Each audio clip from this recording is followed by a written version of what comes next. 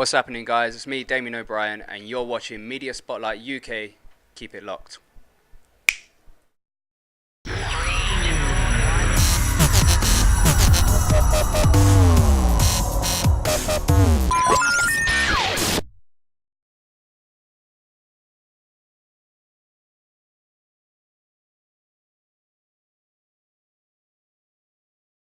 Hello and welcome to Media Spotlight UK. I'm Neha Ahmed and we've got a very exciting guest for you later on. Now at the moment we're in Yoski, a very trendy fashion store right now in Trocaderos in Piccadilly Circus. So it's all exciting and all happening right now with the one and only, the magical Damien O'Brien.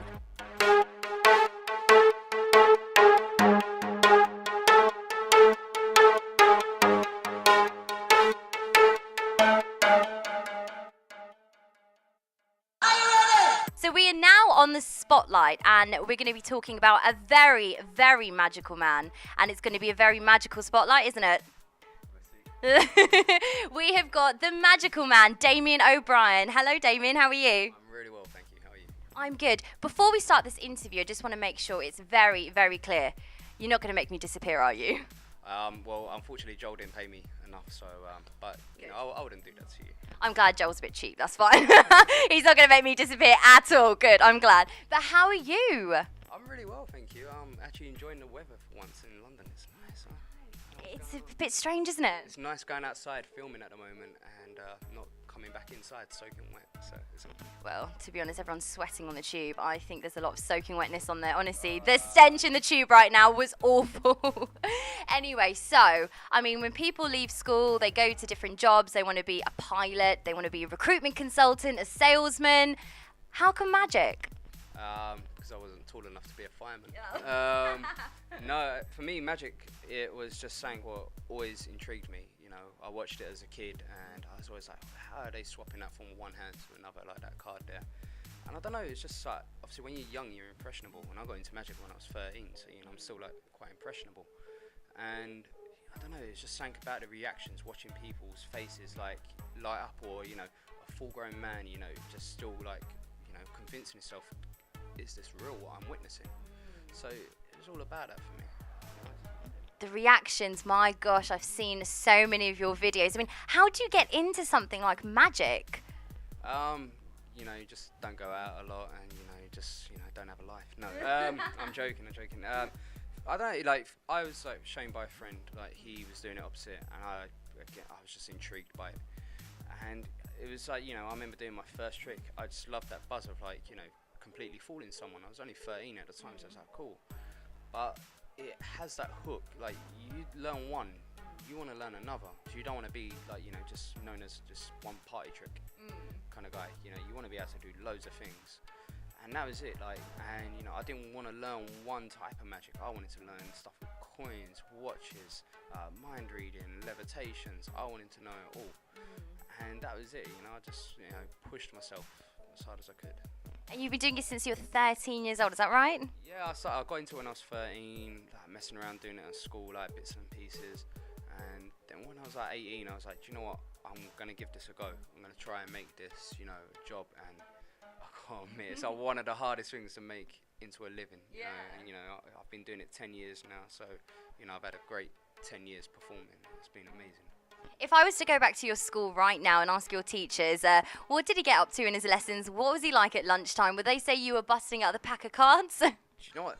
Not at all, actually. I was quiet in school. Like, I didn't do magic with too many people at school because, like, I don't know, it was kind of like something for me at that point. Not really. I'd do it to a few select friends, but, like, there's a few classes I wasn't even allowed in at school anyway. So, you know, I behaved, but there was a few which, you know, I just couldn't stand. So, don't stay in school, guys. Stay in school, don't get influenced. And who's been your biggest influence? Because for someone who's 13 years old, hasn't got a clue about magic, but getting excited by it, for you, who's been the biggest inspiration for you?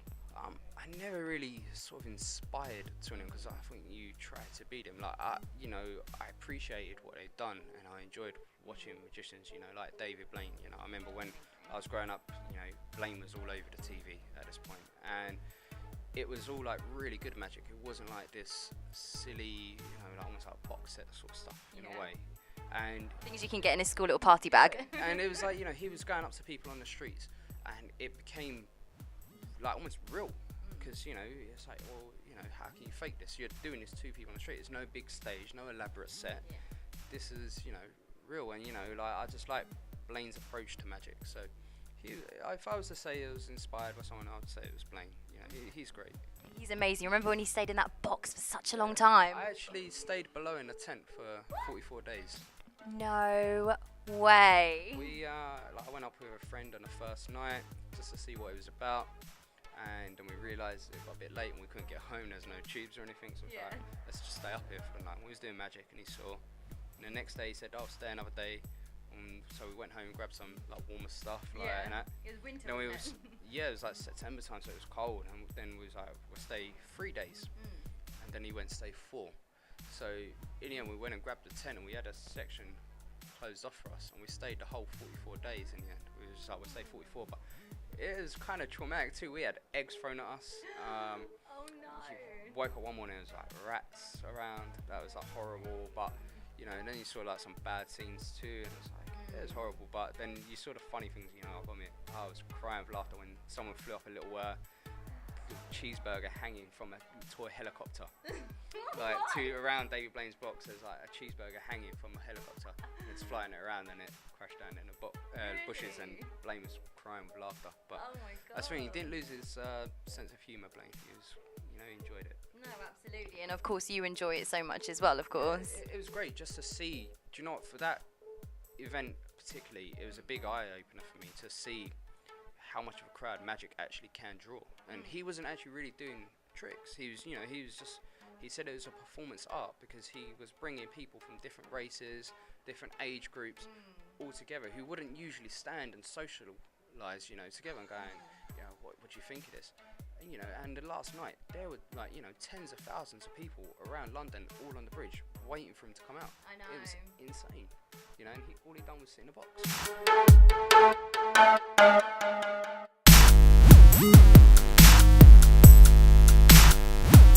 Now, I know you love performing. That's one thing that I know. You love performing. You say you love performing, and I've seen you on TV, the way you present as well. You're great at performing. So why street magic? Why not stage magic? I think, you know, I've got nothing against stage magic. I don't know, I prefer interacting more. You know, coming down, doing a trick in your fairy hands, or something more personal. Like, you know, to say with your watch, or, you know, borrowing a ring, or, you know, change from your pocket or your mobile phone. It's just things like that, to me, they appeal, because when it's done so close, it's really hard for people to question. You know, like I was, you know, smoke and mirrors sort of things. It's like, you know, with stage, that's what people think. It's like, you know, it's just like a lot of people look at it as like, oh, it's just a big prop and you can buy it and that's it, it's done. You know, it's not always. A lot of work goes into doing a big stage show and illusion. Trust me, I've tried, and it was really hard. I've tried, like, and for me, it just didn't work for me. I was just like, no, I'm more up close sort of style, you know. And that's where it's going to lie, I think, for me. Yeah. Well, we know. We can see a bit later on, which I'm quite excited for. We're going to see up close exactly how you're going to do these magic tricks. And I want some clues as well. I don't know, we'll see how I do them, but I guarantee I will leave you jaw dropped to the floor. Really? Yeah. I'm very excited for that. Absolutely. Okay, so within your whole sort of magic career and everything like that, where do you see yourself going with this career? How far can a magician go? I think, you know, to be fair, you're limited by your own imagination. You know, if you see yourself somewhere, you know, all you got to do is push yourself. You know, I'm a firm believer that, you know, I came up from, you know, didn't have a lot, you know, growing up, and, you know, I worked really hard to get where I'm at now, you know, and I'm lucky to be in the position I am in life. But to be fair, I just want to show the world what I can do. So, you know, if it's, you know, whether me being on TV show, or, you know, even if I'm behind the cameras creating tricks for other magicians to use, it's kind of still getting like seeing my ideas come to life, you know. And that's what I want to do. I just want people to see my, you know, sort of, I don't know, sort of crazy madness. You know. Your vision. Yeah, my vision. There we go. That's better wording than me. Yeah, I like crazy madness. I like that one. That's nice. So yeah, I just want to see that come to life. And with regards to talent, British talent is so hard to find, and we are the best in talent. Forget America, right? Yeah, forget America. We're We're number one. We are number one. So why don't you take this platform here of your magic and go to Britain's Got Talent or any sort of show like that? And I know probably so many people have asked you this. I'm curious. Right. So yeah, Britain's Got Talent for me is like it's cool for people to go on and showcase what they've got. Yeah. But with magic, you know, one Simon Cowell hates magic, right? And he's not a fan. He's stated it in the past on the show when I don't like magic. And it's really hard, like for the style of magic I do, to work on stage. Like, you know, I've got like ideas what I could easily do on stage. But for me, it's like, right, I've worked so hard to get where I've been at right now. And, you know, no disrespect to them, but they don't know anything about magic. You know, when I've done Penn Teller, they know the technical difficulties of just doing the slightest thing, how hard it is. So if Simon Cowell and, like, you know, the other judges to go, no. That's that one moment ruined, and then suddenly it's like, yeah, you're the guy who got buzzed off on Britain's Got Talent.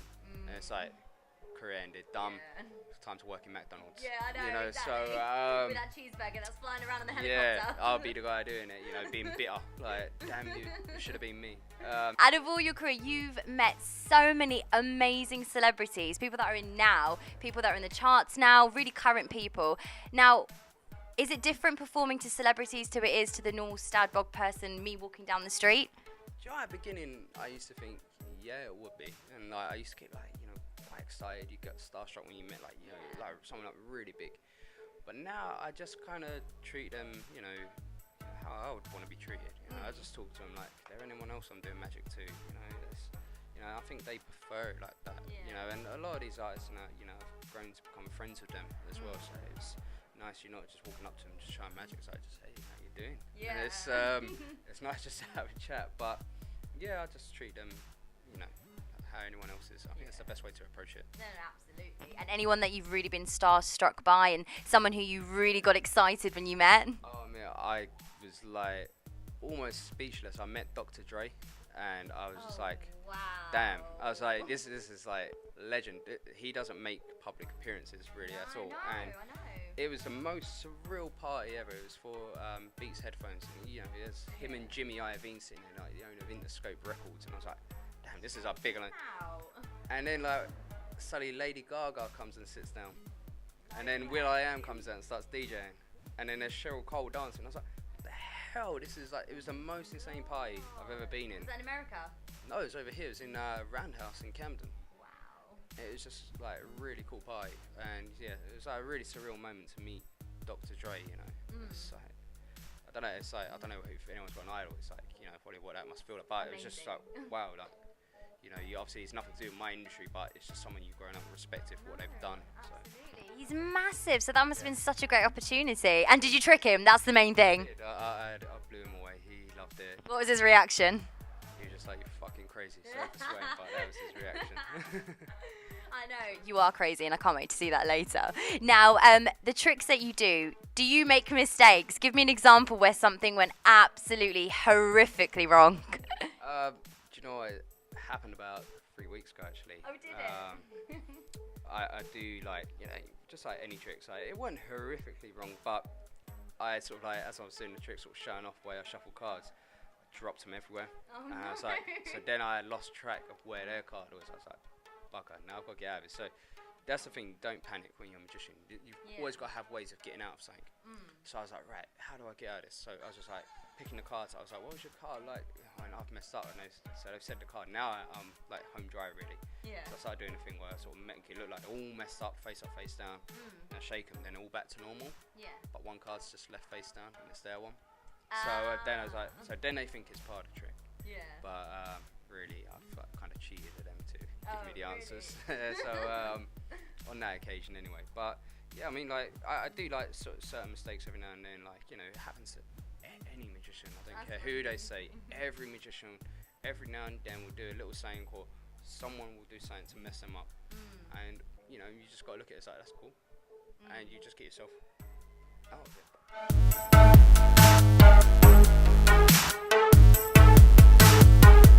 Now, obviously, coming on to your magic, all the different things that you do for people that actually don't know who are watching right now, what levels of magic do you do? I do a bit of everything. I love playing with cards. They'll always be my sort of favourite, but I do things with coins, watches, rings, hypnosis, bits of levitation, like making things move, or there's other things you do where it's like pre-prediction stuff of what someone's going to think of before they even know what they're going to think of. This is going to be fun. Yeah, so it's like all sorts of stuff, like some are stunts. Working on some new things right now, which are I'll let you know what I'm working on right now, which is I take someone's ring, squeeze it as clean as this, instantly gone. Offer them like a bit of change to replace it from like £1. Take £1, shake it, turns into a Kinder egg. You give them the Kinder egg, they unwrap it, they break it. Inside where the toy would be is their ring. You're lying. You are lying. Lying. That's not true. I'm lying. Have you got it with you today? Not today, but I've got a video going up soon with it. Have you? When's the video coming out? You have to tell us. Soon. Really? It'd be within the next month. That is actually crazy. Now, can you make money from money? I'm sure every single person always says that to you because, it's all about making paper, isn't it? So if I give you a £20 note, which I don't have right now, can you make that into a £40 note? Can you make money from money? I could make it disappear. No, we want to make money. We don't want it to disappear. If I could do that, I would not be working. I'd just be sitting there all day just laughing, looking like Scrooge McDuck, and that'd be it.